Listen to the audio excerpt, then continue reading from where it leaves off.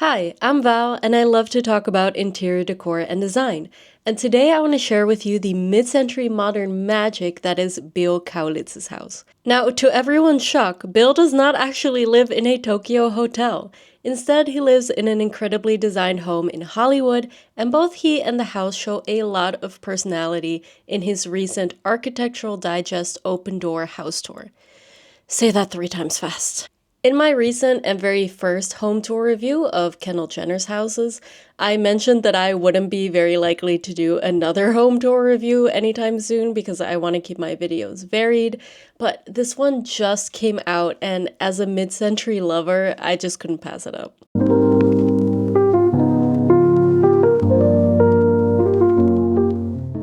By the way, if you don't know who Bill Kaulitz is, he, his brother, and their friends started the rock band Tokio Hotel at a very young age in Germany, and it completely blew up and became an international sensation. I hadn't heard anything about him in years, except for that he came out as queer a while back, so I'm very happy for him, and he now seems to be stepping back into the spotlight.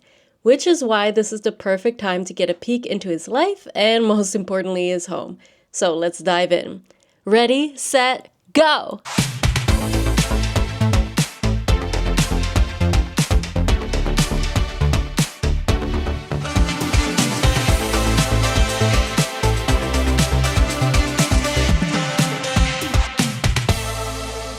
I got very lucky because I got a architectural original. So Frank Lloyd Wright, one of the most amazing designers, I'm such a big fan, he actually drew the first outlay of the house. So he basically designed it. And then Lloyd Wright, his son, finished it off.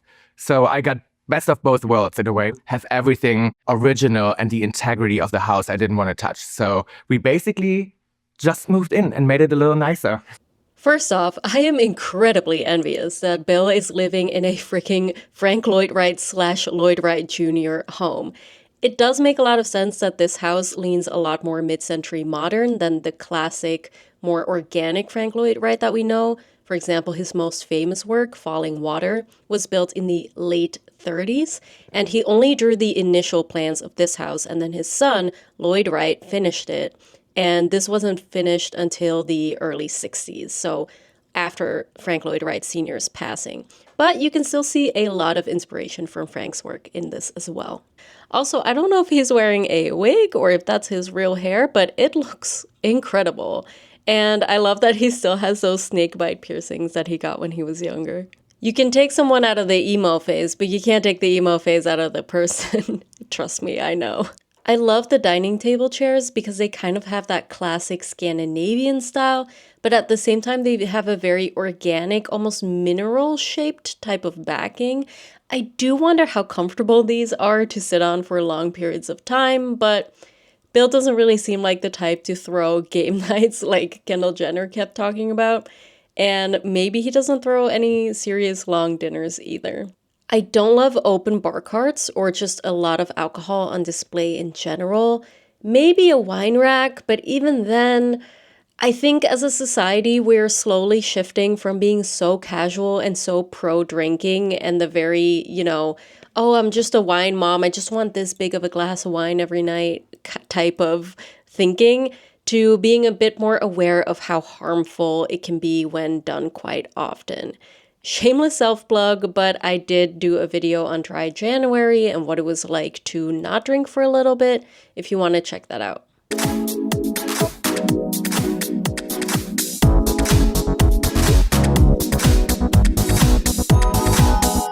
I wanted this room to feel like a cave, like something very cozy and very intimate, and where I can spend my Sundays and watch a nice movie and black out the world and just be by myself. I can immediately see what he means by wanting this corner to be very much like a cave, and I think he's succeeded in that with the roughly plastered walls and the very crystal-like lamps that he hung, but it doesn't feel like a cozy cave to me. Maybe if the walls were a little warmer but still a natural hue, and maybe if he had a wooden table except glass, because right now the way it is, it just feels a little bit hard and cold, but it could feel a little bit more like a safe little shelter, in my opinion. And this is my martini art piece. That's the first art piece I ever bought at the LA Freeze. And I saw it and I was like, okay, it's a rotating martini glass. I need to have it. I don't get his hype about the rotating martini glass art piece, but he seems to like liquor, so okay. But what I do love is that black, sparkly, kind of psychedelic style cushion. It's very boho glam rock, which seems to be Bill's exact vibe, so it suits him very well.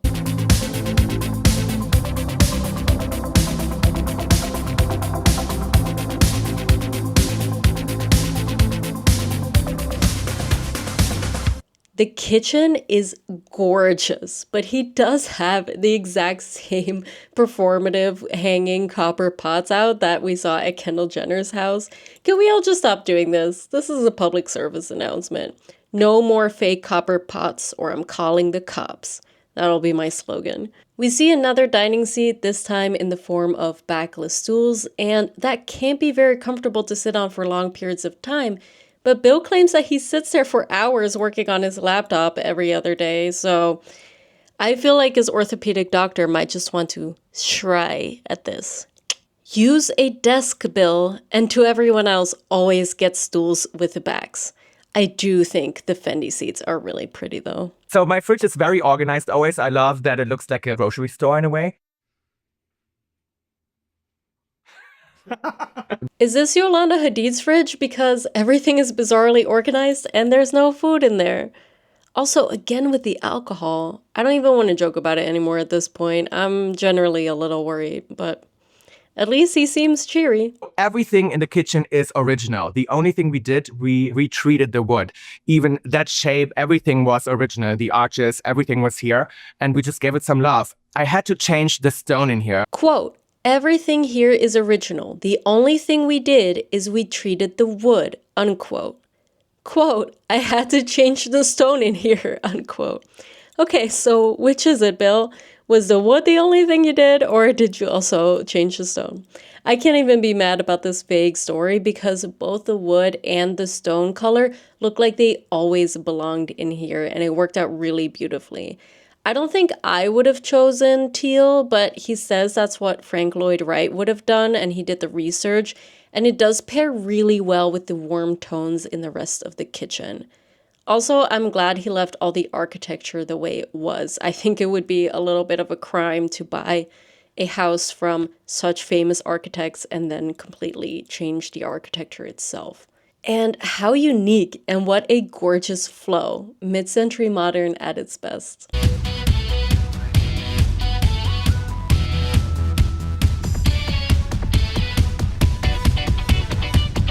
The stained glass in the dressing room is really great because it lets in some natural light and creates privacy at the same time.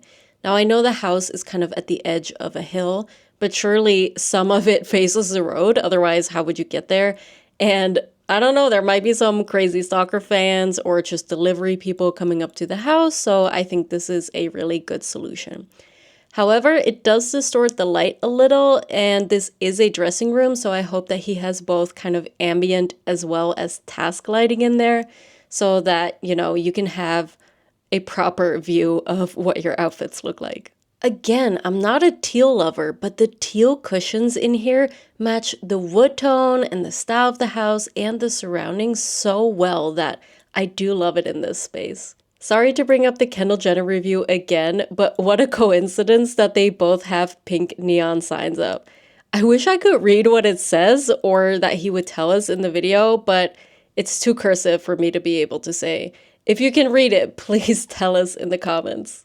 That used to be Tom's bedroom, my brother. When we bought the house, we originally moved in together and that was his room. And I was like, well, now he's married, he has it all. Now I'm gonna have it all. And I turned it into my closet. I think it's so cute that he and his twin brother Tom bought this home together. But if I had been Tom, I would have not been able to give this home up. It would have been a fight for sure. His shoes and bags closet is so interesting because it kind of just looks like a regular built-in from when this was a bedroom. But by creating these U-shaped shelves, it does function really well for this purpose. Besides, particularly bags, I find pretty hard to store neatly in an open closet, so I like the idea of them just being behind this sliding door. He He then shows a recording room, which does have a beautiful wall paneling on one side, but other than that, it's just kind of filled with sound equipment, so I'm gonna skip over that and head straight to his bedroom. And within the first millisecond glance, I'm pretty sure this is my favorite room of the house.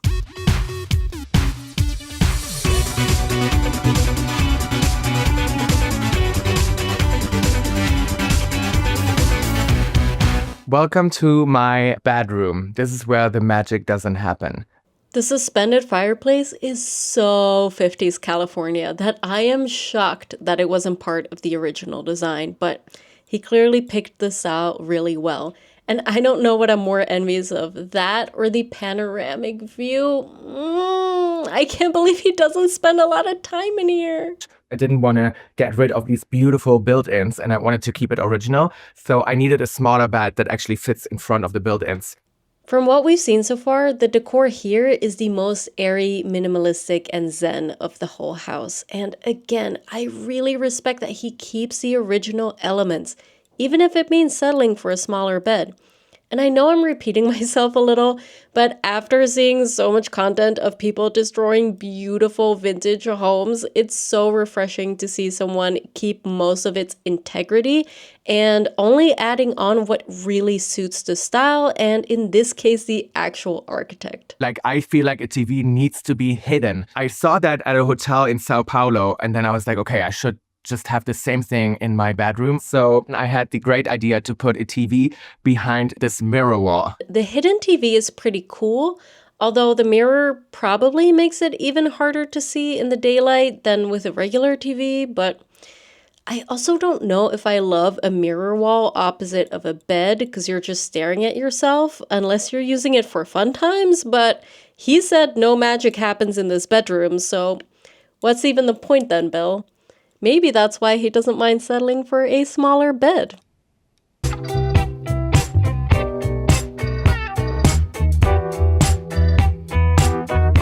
I love that even in the bathroom, the beautiful wood finishes continue, but the gaudy swan faucets are so far the only thing he's changed that I think really mismatches the home. And he admits this. He says it's not necessarily in the style of the rest of the home. He just really wanted to be playful with them, and I get that, but I don't know about these. I've seen these exact swan faucets, or at least something very similar to them, in fancy house stores before, but that was always in very tacky ones, and I don't know why rich people keep buying these beasts. You can also see yourself when you're doing a little business on the toilet and you just look at yourself. And then back here, this is all storage. So I have all my stuff in here. There's also a lot of clothes. And this is the stuff that I'm wearing every day, just more casual. I don't know how I feel about storing clothes long term in a bathroom. I mean, they're pretty well hidden, I think, from toilet bacteria and smells. But what about the humidity from the shower? Babe, just get a storage unit or something. Come on, you got cash. Speaking of the shower, I love the fluted glass as well as what seems to be a very fossil-rich stone, and in this gorgeous kind of moss green color that was very popular in mid-century modern design. But I don't know about the two entry points. In some ways, it might be practical that you can access the shower both from the primary bedroom as well as the guest bathroom situation, but I would honestly just split that up and create two different showers in two different bathrooms. So if you have someone staying over that's taking a shower, you can just surprise them and open the door and join the wetness. He makes a joke about it, but it seems like it could definitely lead to awkward situations with guests staying over. And feng shui-wise, it just wouldn't feel very safe and relaxing, even if you were home alone, to have the two different entry points.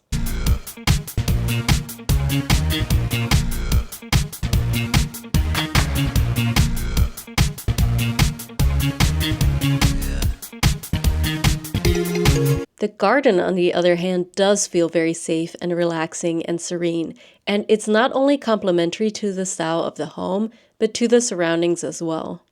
The only thing I would change is again the coolness of the stone, both around the pool, but especially in that circular bench area on top.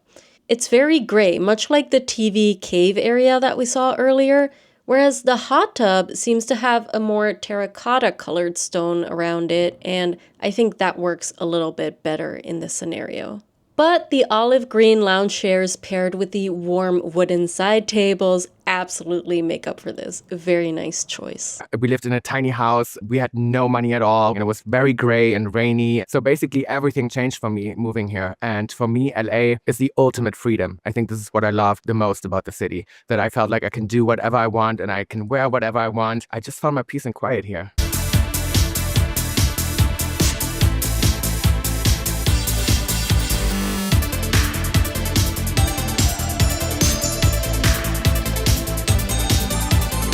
Aggie, thank you so much for stopping by. That was my LA home. Thank you so much for coming. And now I have nothing to do, so get out of here. What a fascinating tour, both due to the Wright designers and the incredible architecture, as well as Bill's own eclectic taste, showing his personality and mixing those elements really well. What were your favorite or least favorite parts of this house tour? And did you know Bill and Tokio Hotel before, or are you gonna give them a listen now? And did anyone figure out that freaking neon sign? If you enjoyed this review, please support me as a new YouTuber by leaving a like and or comments, and if you want to see more interior decor and design content, maybe subscribe to my channel. Thank you so much for watching, and hopefully see you very soon. You did a good job! Were you being cute?